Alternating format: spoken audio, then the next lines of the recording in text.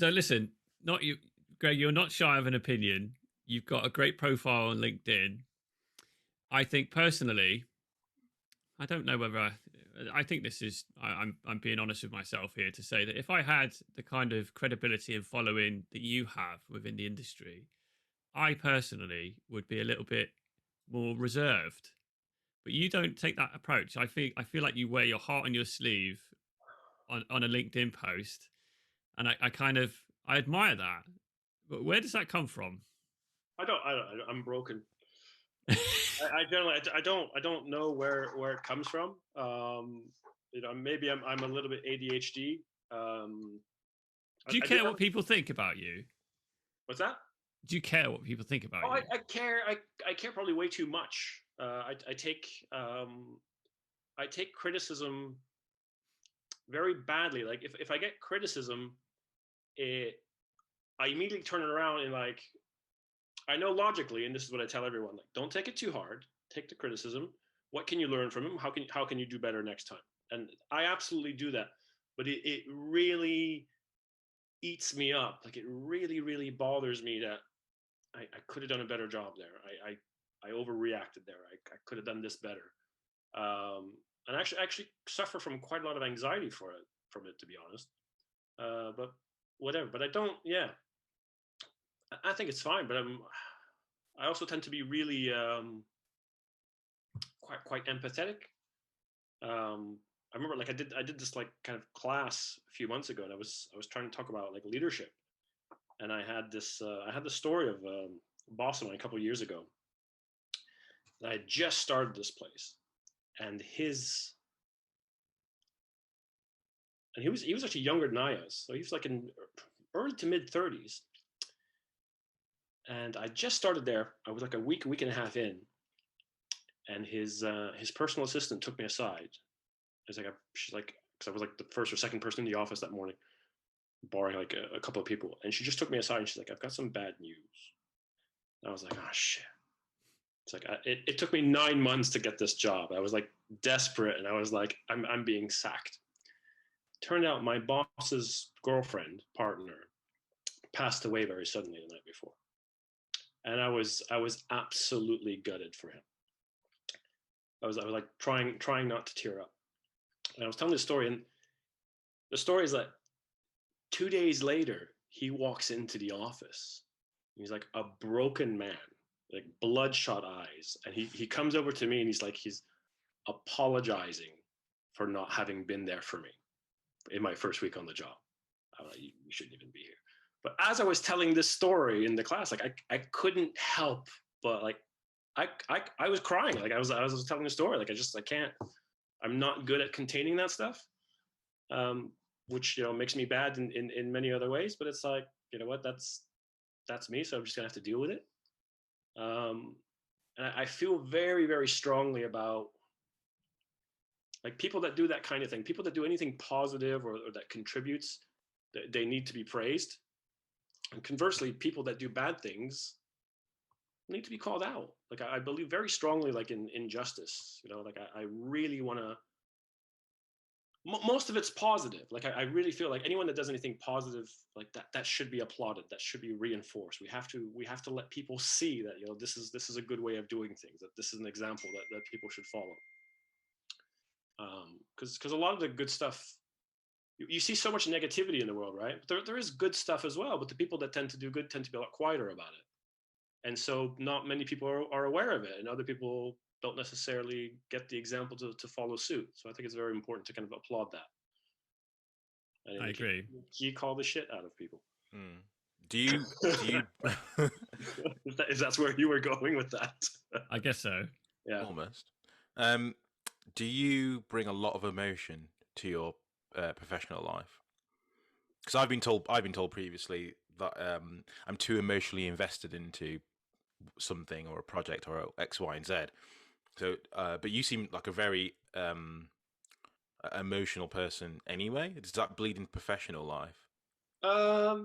Yeah, I think I mean, working in IT, I think as we were leading up to the call before we started recording, you called and you said, like how present yourself how you present yourself to other people. It's like, which is, I work in IT. I can't be asked to explain to you exactly what I do. It's like, yeah, but it's more of a leadership strategy. I thought you said IT. Fuck it. And it's just embarrassing to say it. Like that's how crap IT is. But what I really enjoy, like I do enjoy like digging into details and discovering stuff and driving synergies. I like, I really like building relationships, and I see people who, even with vendors, with good vendors, you get along. Like I see people like applaud the fact that they got like 30% off a purchase because it was the end of Q4, and I'm like, I've not purchased anything with less than an 80% discount any time of the year in years. It's like £1 million quotes drop to like 100K, 200K, like that, just because you have a good relationship with them. And part of that is building your LinkedIn or your network in general, because it gives you tremendous influence. Because it's like it blows my mind when people are like, if we do a really good deal and Greg buys the product, Greg's going to talk about the product, and then other people will buy the product from us, and that works. And those are all benefits that you can pass on to your company. You can benefit the company. That means the company's got more money left over. We can kick a little bit back for the beanbag chair or whatever the hell it is they need, and so that all helps. But to me, it's what I love the most, and what I miss a little bit about, because I'm consulting now, is building the teams and building the people. And there's so much shit in this industry where like, oh, we can't find qualified people. It's like, fuck off. Like there's so many bright people with tremendous potential all over the place, but no one wants to lift their pinky to do the slightest bit of mentoring or guidance or anything like that. And I love getting those people in. I love proving the naysayers wrong. I love seeing them grow. I love seeing them develop. And just yesterday I was speaking to this one guy. He was actually the director of finance for this company. And oddly, he's got some IT people under him. And they're bringing a CTO, and they want to kind of merge things. And he's resisting to this. And I've not really dealt with him much before. So I had a deeper conversation. And it emerges that the reason why he's being difficult about moving these two people under the broader IT organization is because he's worried they won't be happy. He genuinely cares about them. And my heart's just like, I love you. I love that you put this level of thought and consideration to your people. I love that you're that concerned about it. And eventually it was like, Greg, if they go, as long as they're under you, I'm happy, because I know they'll be taken care of. So that's the kind of stuff I really enjoy doing. Like I enjoy. And it's weird because it was quite a shift, because for years I kind of, rock star syndrome. I know all this shit. I am the shit. I can do all this stuff. Pay me big money. And then I think it came with kind of like fatherhood, and it was like, when it comes to your kids, you want to give them everything for free, and you want them to learn, you want them to grow, and you want to pass everything on, and you don't want them to struggle for 10 years to figure something out. You want to explain it to them today, so hopefully they can figure out. They're not going to figure out just from your words, but they figure out sooner. And to help them, and to see people who are literally like entering the industry. Some of them haven't even gone to college, so they're 18 years old. And within the space of 2 years, they're where it took you 8 years to get that. And that's actually quite satisfying. It's kind of like, damn it, I wish I had that when I was 20, but it's tremendously satisfying. I really, really enjoy that element of it, and I enjoy, and that's just kind of the downwards part. It's a lot of the talk about leadership is oriented as kind of, and it's kind of glamorized as the upwards, the speaking to the C-level and the hanging out with the C-level, and I think that's really enjoyable as well. Especially in security, where we're so used to being kind of misunderstood because we're terrible communicators. Like when a CFO or a COO comes to you, it's like, you're the first security person I've ever had an enjoyable conversation with, or you're the first security person that's ever made sense to us. When when the head of legal and the head of finance are like, "We're so glad you're here." I was like, that's unusual. So it is quite rewarding to overcome, what's kind of typical in the industry. But really, it's about getting, helping the people kind of at the bottom grow, and the people in the middle talk to each other, and educating a lot too. Again, it took me 15 years, racking the intrusion detection boxes and the firewalls and all that stuff, and explaining them within their first month in the industry about the big picture and how stuff works together, and having all these anecdotes to show them, look, you need to ask these questions and be curious about these things, because you'd be amazed what you can find. And there's no point in fixing all this stuff over here when the assembly line is broken. Let's focus on that. And that's, it's something they don't learn anywhere. Even if you go and get a degree in information security, you don't learn that. And we're missing out huge parts of what I think is necessary to actually fix the problem that we're trying to solve. No, I agree. You've had a lot of, well, you've certainly described a lot of great experiences working with people and developing and growth and all the rest of it. And I think that's going to resonate with a lot of people. You've also been involved in some less positive experiences within the industry. You know where I'm going with this. Yeah. So for those who didn't follow this on LinkedIn, or maybe have never even met you before, Greg, describe what happened with THG to us. Take us from the beginning. Right. So, I mean, to be honest, I've had many people approach me over the years saying like, "Oh, you must have had such great mentors and bosses and stuff." It's like, actually, no, they've all been shit. Most of them have been shit. I must say, like the gentleman I mentioned earlier a couple of years ago, best, I didn't even really talk to him that much, but just knowing he was such a good guy. And if you needed something, he was there. He was the strong silent type, but he did care, and he knew that. So he was a great boss. But many crap ones.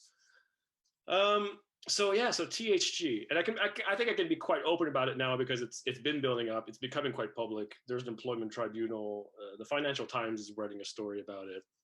So I was approached by a recruiter from THG back in June, and asking me if I'd be interested in working there. And I was like, look, I don't know too much about the company, but it's really up and coming. It's interesting. It's really hyped up, especially in the Northwest. It's huge in the media. A bit of a career maker. However, at that point, I was like, look, it's CISO or bust. Like, I don't want to be subservient to all this crap that's going on and the status quo. I want to be able to set the direction. I want to be able to build the teams. I want to be able to mentor everyone myself, set the culture, all that stuff. And you guys already have a CISO. And in a really exceptional situation, because I did have someone at, I forget the name of the company now, but it was the only job I'd ever applied to where I was in the last few years where I'd be a number 2, because we got along so well, and it was kind of a succession planning thing.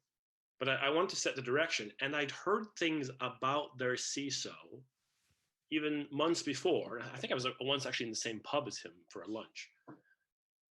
I'd heard not good things. I'd heard that he wasn't, he started out as a database administrator. Someone described him to me as not too bad, just completely out of his depth in 2 areas, leadership and security. Probably okay. not the best criteria, but he was still there. And I'd heard, I heard one story of this girl watching Netflix on her phone before the start of her shift at work and getting screamed at until she was in tears, and just like lots of kind of bullying and condescending behavior, but also just really poor performance. Like, I heard a story from someone who worked there, like a major retail group in the UK. So THG has its own brands, but they also they have this quite sophisticated hosting platform that they host for others. And they told me, like, they signed like they were going to sign a £10 million a year deal to host their brands. But once they started doing the security due diligence, like, just no, we're not doing business with you. And this was quite strange to me for THG, because they're known to be fairly cutthroat. I've heard stories of, if you don't perform, you're out. They don't have time for that. So how come this person who's consistently underperforming? I think they had a team of 16 in their SOC, and that in 2.5 years they had a turnover of 32. And one of their employees told me, like, in the 2 years that she'd been there, she saw 24 people go, and she'd be like, I bet you every single one of them will give you the same reason why they left, and it's the CISO. So, Wow. so even long before they contacted me, the kind of like the joke in the kind of CISO community was like, whose sex tape does he have? You know, why is he still there? You know, it was just weird. So then I was approached by THG, and so I mentioned this. I was quite blunt with them. I was like, really interesting organization, but I don't want to sit underneath this this person. And that's when they said, well, yeah, we're aware of some of the issues. That's why we're looking for maybe kind of a group CISO, his words, group CISO position to maybe kind of manage that and expand security into the rest of the organization. So apparently it's quite focused just in the kind of SOC side of things now. It's not, the group's quite large. There's all kinds of different businesses, different platforms, different technology stacks. I'm like, oh, okay, so that might be interesting.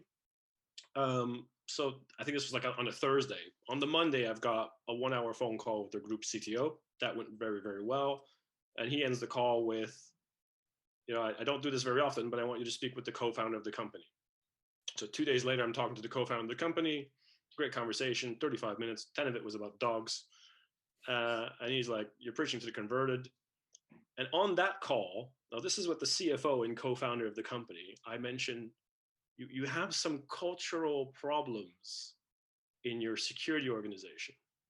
And he reacts like this. Oh, you mean Albin? So it's everybody in the organization knows. So it was a bit weird. So, okay, so a couple more interviews, and they're like, then they have to talk with some of their commercial people, because like, maybe you could help us develop a commercial offering as well, blah, blah, blah. And then, they made me an offer, and it was really low ball. I was like, no, thanks. And then they came back with a better offer, and I accepted. And immediately, like the moment I signed, even though it was like 2.5 months away, the start date, that team is now my people. So I start talking to them. I start meeting them for drinks. What's going on? What do you guys need? This and that. And I'm starting to hear some weird stories. And then one day I get a call from THG, and they want me to come into the office. And this is still well before my start date. I was supposed to start in October, and this was in September. It was like a month and a couple of days before my start date.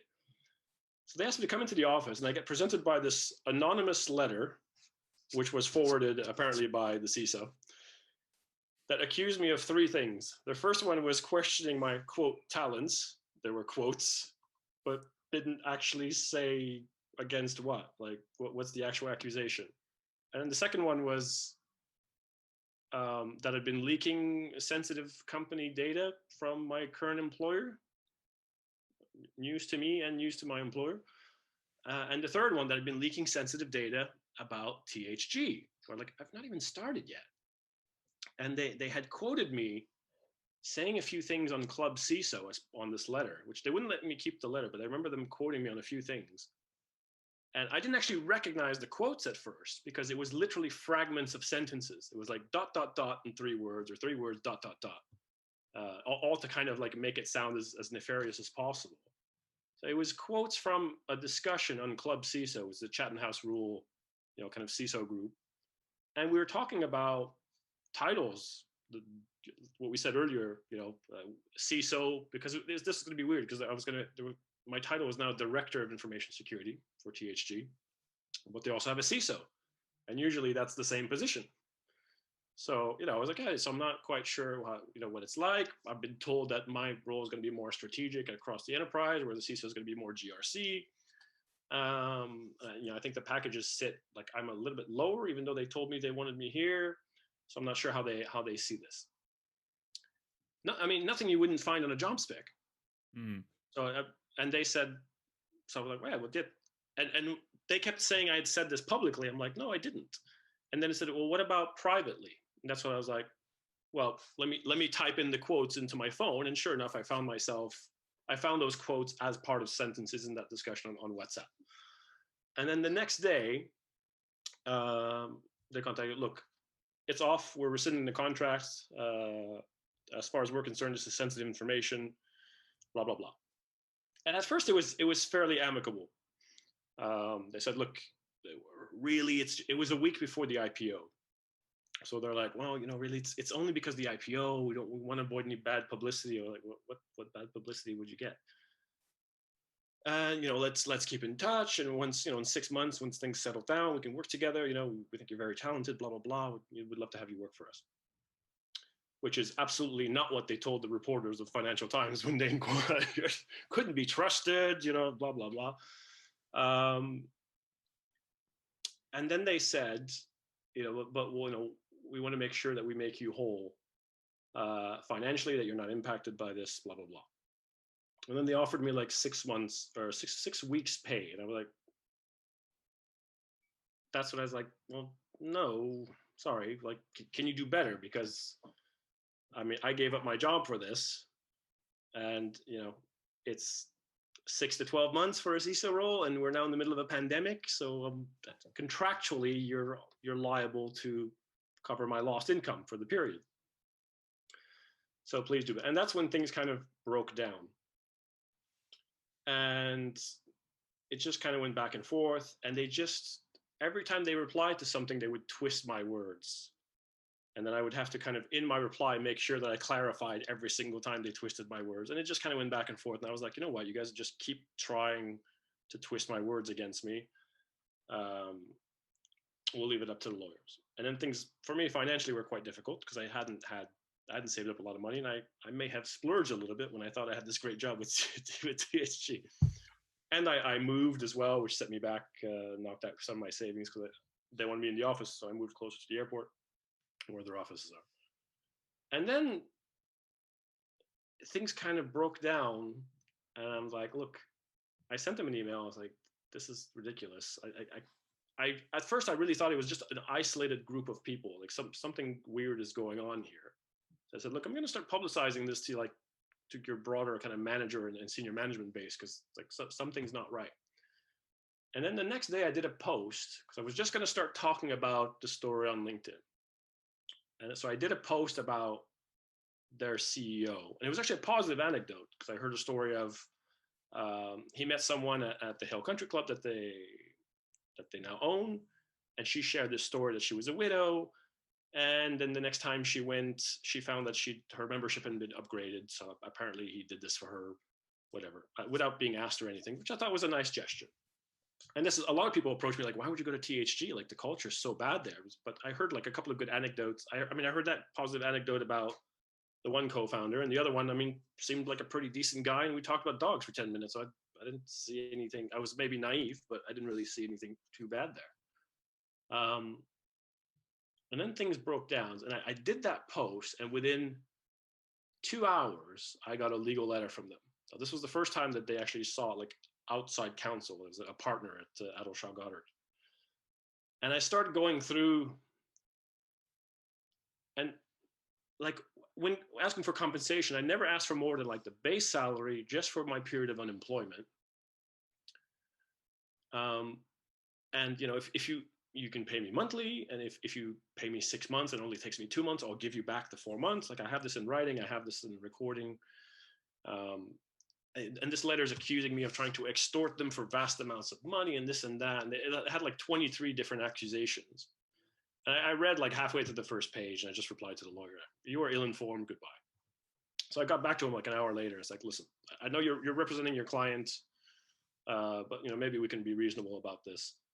And because I don't think they have their own best interests in mind. And there's so many inaccuracies in your letter that I can't even begin to start. Like maybe we can have a phone call to be faster and more courteous. And the lawyer gets back to me. I hadn't read the full letter. And the lawyer replies to me, is like, yeah, we could maybe do that. But to facilitate a conversation, could you maybe explain what you were doing outside Richard Nolan's house? I'm like, what? Who's he? So he's their people director. He's their head of HR. Which some people since have told me they put the fact that he didn't understand how HR worked as part of their risk register.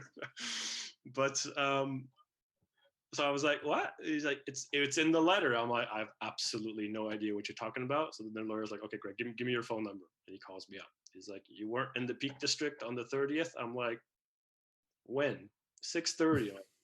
I was at Aldi in Altrincham, like over an hour away. And he's like, oh. So it turns out afterwards that they filed a police report saying that I was, no, it wasn't, this call happened on the 30th, but they had filed a police report on the previous Friday, I think, on the 23rd. No, they filed a police report saying that on the 23rd at 6:30 p.m., I was outside this guy's house in the Peak District, intimidating him and his family. You know, this was in Bamford, which I had to look up where that was, and I've definitely never been there. And I was like, well, and I started looking on my phone. I was like, well, I've got a receipt for Aldi, 30 minutes before then. I definitely wasn't there. And I'm on CCTV in Aldi and in my parking garage afterwards. And the interesting thing is they refused to withdraw it. They're like, no, we don't consider it a false report. That's when I started like calling around some reporters. They're like, yeah, intimidation tactic. They're trying to discredit you. You'll notice that they're going to start talking a lot about your mental health in emails, which, yeah, it's true. They keep pointing out my mental health and stress and this and that. So it then turns out so they say this happened on the 23rd, but they didn't actually file that police report until the 30th at the same time as they were writing the legal letter. And then when the reporters called them and asked them, like, well, why didn't you, like, when he offered to give you evidence that he wasn't there, like, what due diligence did you do into the letter? And when he gave you the evidence that he wasn't even there, why didn't you withdraw the report? And they're like, well, he spoke to our lawyer, and at the lawyer, he admitted being in the Peak District in that vicinity. I admitted being on a hike in a separate town like a week prior, not there. So as a result of that, we filed the police report. So you just told the report that you filed a police report after I have a conversation with your lawyer that happened because you said you'd file a police report. So your timeline doesn't add up at all. And the funny thing is, I can't think of them all, but there's so many of these instances where I've even told them, like, look, I obviously have all your emails, but I've also recorded every single one of your phone calls, which you're allowed. I can't play them publicly, but I can record them and I can use them as evidence. I've told them this, and yet they keep lying to their own lawyers and to the reporters, saying like the complete opposite of what they said previously. And I'm like, and even the reporter from the Financial Times is like, why are they so bad at lying? Like we're laughing at them at this point because they just keep coming up with stories that like, you just contradicted yourself there. And she would chase. I was like, well, you told me this, but it turns out this. And then they changed their story again. But it's just completely bizarre. It's just really, really weird. But the striking thing is once I started talking about it, and I think this is why, if this stuff happens to you, talk about it. Like the conventional wisdom is just to shut up. But the number of people that work there that have written to me about what they went through and how they, for the first time in their life, had to sign up to a union because of the amount of abuse. And women especially, just the bullying is unbelievable. And the pretty ones being told that they had these summer parties, and for them a bikini would be compulsory. Just all kinds of like crazy stuff, and just horrendous. That's been the kind of most, and that's why I've kind of refused to let it go. And I even reached the point where I was like, well, this company is so unethical that I don't even want the settlement money anymore. You know what I mean? So I've already, like any kind of settlement, I've already pledged it all to charity. But yeah, like I definitely want to expose it as much as possible. And a lot of it gets to the point where like people have actually sent me money out of support. Like people on LinkedIn that I've never met in my life have actually like sent me money, say like, Greg, you need to pursue this. Stop worrying and stressing and pursue this. And sent me like, one even sent me like 2,500. Wow. Wow. I'll pay them all back, but the amount of support has been fantastic. And that's what I don't think apparently they're so used to just bullying their way through everything. They're not used to someone as stupid as me who's going to be like, actually, no, I don't care, and fight back, or at least call them out. Because I'm I'm not even fighting. Like they're giving me all the ammunition, right? It's like, well, we had an employment dispute, and worst case that was going to happen is I was going to go to court, and it was going to get settled either way. But they made so much noise and they pressured, and that caused other people to come out to me and to motivate me. And the Financial Times got interested, and now you filed a false police report, which is a crime punishable by up to 6 months in prison.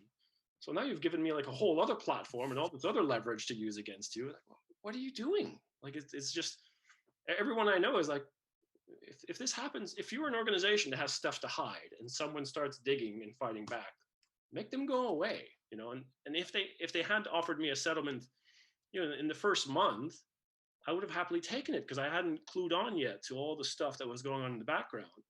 And now it's just ethically, it's just not possible to ethically take money for this anymore. So yeah, that's fucking crazy. That's a bit of a summary. But I do think, like, I think the lesson for everyone, so many people are like, you know, be quiet, you know, don't make a fuss. You know, companies won't want to work with you anymore if they think you're gonna be loud like this. And I'm like, some may not, absolutely, but would you want to work for those companies too? Would you want to work for a company that punishes people that call out, you know, bad behavior? I don't think so, and I'm not interested. And I do think that there are companies that have really good values, that care about values. It may be 1 in 10, but that 1 in 10 is looking for your kind of people, and the louder you are, they will come to you. I had the I don't know if he minds me mentioning him or not, but I had the CEO of Performanta call me up on my cell phone. He's like, I see what you're doing. I love it. I think it's tremendous. You know, are you free on Friday for a call with my exco? And that was it, you know. So it's amazing. Well, I think you're right though. You hit the nail on the head. That, you know, I feel like, you know, looking at my own personal characteristics, like I don't think I would have been as public or as confident to go public for fear of other companies seeing me or recruiters seeing my voice and thinking, oh God, this guy, you know, he's got an opinion and he speaks publicly about shit that's going on in HR. We don't want that. But then you're right. I don't want the fucking company that has that attitude either. Do you know what I mean? Because give me something to be proud of, and I'll use the same platform to tell everyone how good it is. So, I mean, plus the other thing people don't realize is that the internet has the memory of a goldfish. Like, yeah, sure, you could Google this, or, you know, and someone could troll through your LinkedIn posts. You know how difficult it is to troll through LinkedIn posts? It's a pain in the ass. You got to go to history and sort by posts, and it just takes forever to load every page. I mean, everyone will have forgotten about it within a few weeks, if not a few months. So it's really not the end of the world. And it's also tremendous leverage. Like, a lot of people, they're not able to take on these fights because they're like, oh, it's a legal matter. I have to get a lawyer. Well, now you're going to pay like £300 or dollars an hour for a lawyer. And lawyers, I'm sorry, they're not necessarily intelligent just because they're lawyers. And lawyers it's just like any other profession. They're very fixated on certain things. So they're very fixated on the letter of the law. You know, THG in this case doesn't give a shit about the law. It's about leverage. It's about how much damage is this going to do and how much would it cost to take it away. And that's all it is. I mean, I remember like a dispute 10 years ago where I took my car into a dealership. Now, I love my cars. I maintain them all myself because I just don't trust garages because of some bad experiences. But I had to get the tracking, the alignment done. I didn't have like a laser wheel alignment machine, obviously. So I took it into this quite high-end Porsche dealership. And they took my car for a joyride. And I actually waited in the dealership because I didn't want to leave it there. So while I'm waiting in the showroom, one of their mechanics, the chief mechanic, took it out for a joyride in the rain, spun it into a lamppost at 100 miles an hour. They told me to claim it on my insurance instead of paying it with theirs. Wouldn't even give me a courtesy car and tried to give themselves the business of repairing it. I was like, no. So I got a lawyer, and it was 6 weeks of just dicking around, of me being frustrated with them, like offering me like 2,000. Like the adjuster said it lost like 38,000 in value. And they were like, well, we'll give you 2,000. No, oh, maybe 5,000. And then we'd give them a deadline of like 10 days. That deadline would pass. And they just didn't care at all. And I was like, there was a lot of talk on car forums. It was quite a nice car. So there was a lot of talk about like the local car forums about this big, quite public accident on one of main thoroughfares to the city. And I was becoming quite vocal about it. And my lawyer was like, oh, you gotta keep it down because it could interfere with the court case, blah, blah, blah. And I just got fed up at one point. And this was in Canada. So it was all the domain names. So it was a Porsche, then the name, Volkswagen, the name, and Audi domain .ca for Canada. But they didn't have the .com domains. So I bought them. And I set up 3 websites with the face of the owner, the managing director, the lead mechanic that crashed the car, all the crap that they'd pulled so far, how they were dicking me about. It's like, would you want to be their customer? And I put that up on a Sunday afternoon, and 8 a.m. the next Monday morning, the phone rang, they were willing to settle. So people need to understand, most of the time, it's not about the law. It's about leverage. And even most lawyers won't understand this. And lawyers will quickly run you thousands and thousands of dollars or pounds, which most people can't afford, which is why people try to end this right away. Like, I've not touched a lawyer this whole time. I've called a few, they were useless. Oh, wow. Okay. I didn't realize you're doing all of this on your own. Yeah. Can I record a phone conversation without consent? Google, can I record a phone conversation without consent? Yes, you can only use it as evidence though, not public. Okay, thank you. Didn't need to spend 300 quid on a lawyer for that. So yeah. Such a fascinating story. Honestly, you've had a lot more power than they realize. I think that's the important lesson. Like, don't imagine every time a company bullied an employee, the employee responded the way I'm doing, which is not heroic. I'm just a stubborn idiot. If everyone responded this way, no one would try this anymore.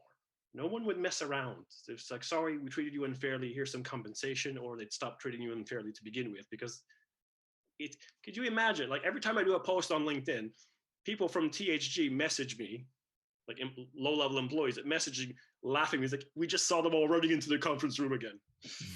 Every time I do a LinkedIn post, it's like, ugh.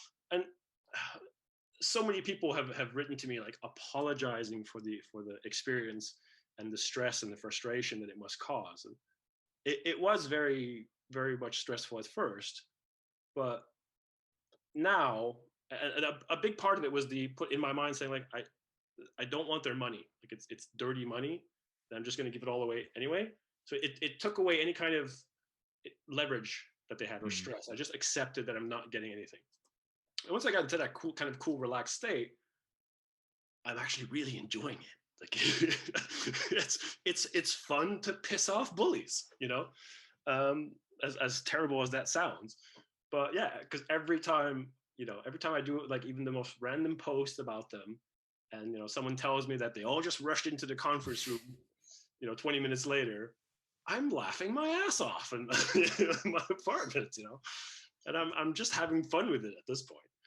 So yeah, I mean, not everyone is and again, an unfortunate situation, and this is one more place where the network is really useful because you get support.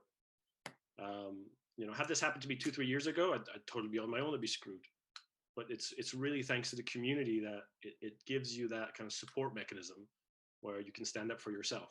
So that's really down to the community. So it's one more reason why people need to network and people need to build up that brand and let people know who they are. And hopefully that's a genuine, positive person that contributes. And it all kind of comes together. It goes back to what you said originally, right? The whole relationships, communication, that kind of those skill sets really important, not just to grow your capabilities, but like generally in how you handle yourself throughout business life, right? Yeah. Yes, I mean, I agree.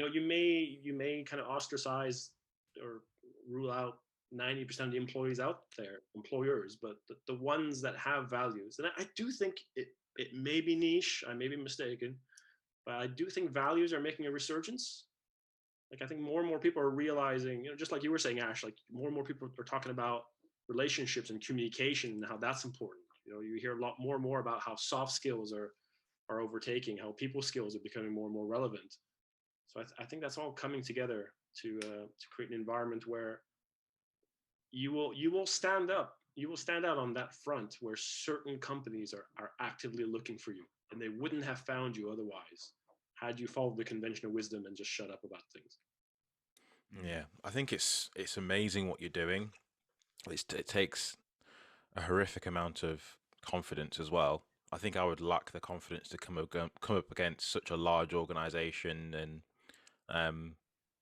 yeah, I think it's amazing. I think it's, you know, I think hopefully people who listen to this, and even myself now, thinking, well, if you can do it, then you know, touch wood. I don't. Courageous, Yeah. to be honest, I'm really not a courageous person. It's like, what can they do? You know, like I'm not broken the law.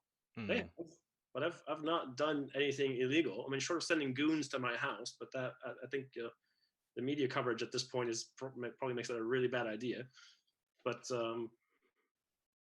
and yeah, Yeah. I'd be lying if I wasn't worried about it sometimes, and I haven't like checked my apartment a couple of times and coming home at some point. But you know, that's even they're not resorting to that, so that's quite tough. So. I think that's be a big shift in tactics, wouldn't it? Yeah, it's not. You know, I'm not courageous. It's not a courage thing. It's just kind of realizing they're not as, you know, it's I think you say it.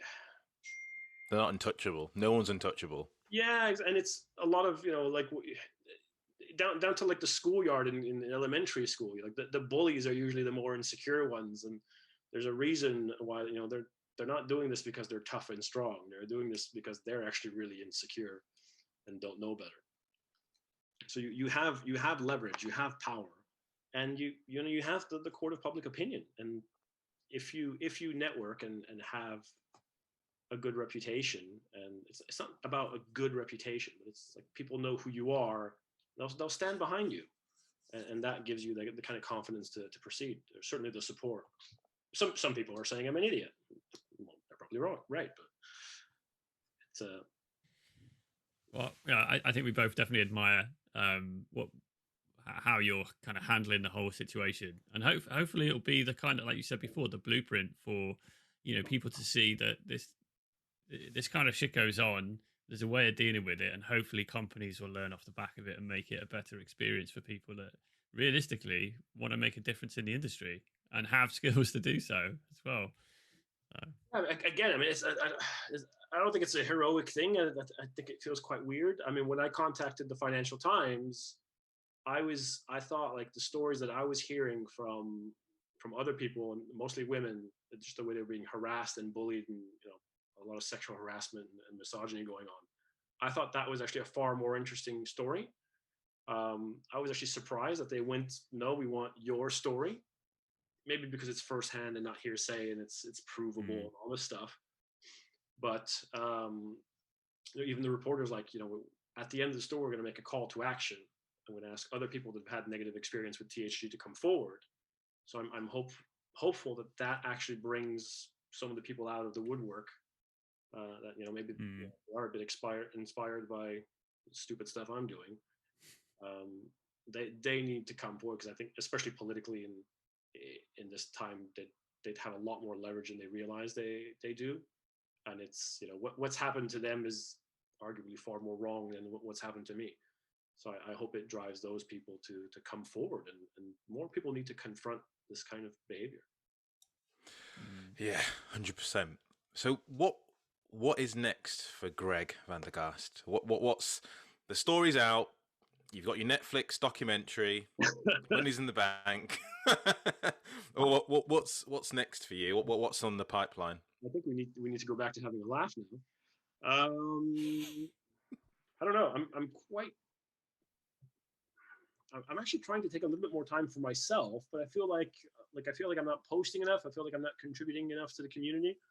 I'm tempted to write a story about THG. That would be an interesting book. That one would probably sell in some volume, like my current book. We didn't, yeah. We'll plug your book in the description. Don't worry. Rethinking InfoSec. It's on Amazon. everyone except for one guy called Loves Goats liked it a lot. He didn't like it. I wonder if he was from the Peak District. Yeah, I don't know. This predates that significantly. Okay. It's weird because it's one of the very few non 5-star reviews. It's a 2-star, but it's always the one that Amazon puts at the very top. Thanks, Amazon. 2 stars. I mean, it's either 5-star or fucking 0-star, isn't it? Do you know what I mean? Or 1 star. Yeah. Why 2? Yeah. I don't know. Crazy. Apparently he's got some other like random reviews on all kinds of stuff on Amazon. So it's quite funny. He or she, who knows. I'm hoping to be able to do another book this year. It's tremendously time consuming to write, and unless you're J.K. Rowling, you don't make money selling books. And I think I want to make it more about. So my idea was I'm going to make this one a kind of a general brain dump, the last one, and then I really want to do something about how we communicate, how we influence, and just little tricks that I've learned along the way. For just building relationships with executives and with employees as well. But I said something last week, and I was like, I'm going to use this going forward. It's like, just treat your employees like you would your children. You want them to succeed. You wouldn't judge them just because they don't know something. You would just teach it to them, or you would show it to them. And if you do that, then they'll be great. And unlike children, they'll realize that this is not. They won't take it for granted, so they're actually hugely appreciative of anything you do for them. So just treat your people like that. Care about them. And the other one is how I structure an information security framework. I thought that it's weird because it's something I just kind of did ad hoc, because not having any formal education and never really paying much attention to what the industry says, I just kind of created my own framework at one point because I wanted it to actually be secure and not just compliant to something. And I kind of developed that over the years. And I was mentoring someone who just started as a kind of security lead in an investment bank. And she was like, this is the most, I forget her exact words, but the most well thought out, well structured, whatever it was that she'd ever seen. It was like, oh, okay, maybe I should be sharing more of this. So that might be useful. And I'm hoping to do maybe like a short video course. Because I feel like I did a course, like a 3-day course last year, but the place was charging like £2,500 for it, and I'm like, I don't think that's accessible enough. It's too expensive for most people. Like I want people to be able to learn without having to spend no one's going to spend £2,000 of their own money. Please don't spend £2,000 of your money to come see me. But maybe something a bit more affordable, kind of a recorded course. So that's kind of my projects for this year. I'm just doing random consulting work until a more interesting opportunity comes along. We'll see how that goes. I'm excited to see the fruits of your labor for this year. I'd definitely be interested in reading your book and looking at your content as well. So I've kind of been. I kind of want all this, but I also want to take some time off because I'm turning 40. Yeah. I'm actually about to go pick up my 40th birthday present. It's got 3 wheels. It's going to be really interesting because it's got no windscreen or roof, and I'm going to be driving it back home in this weather. I'm wearing 3 layers of thermals right now. If I'm sweating, that's why. So yeah, I want to kind of enjoy life, but at the same time, I still want to contribute, and it's not having a permanent job right now. It's a bit of instability, but we'll try to balance it all out. Maybe I'll just start posting car videos. People will like that even more than the semi-coherent things I normally say. So absolutely, I think we've covered an awful lot today. I really appreciate all of your insights, Greg. I think you're super fascinating, and you've got talking about hacking into nuclear, whatever stuff in the beginning, right the way through. I mean, talk about an illustrious relationship with the career, with the industry. You really are putting it on thick there, Colin. We'll definitely buy you a beer sometime and have a good chat about some other stuff as well. But thank you for your time today. I really appreciate it. Thank you guys so much for contacting me, Ashley. You guys, I mean, I cannot remember doing a more kind of entertaining podcast. So this is absolutely awesome. Yeah, it's good to get you on. Fantastic. I hope this works out really well for you. Because you guys are definitely. I think you guys are quite refreshing as well, to be honest. Thank you.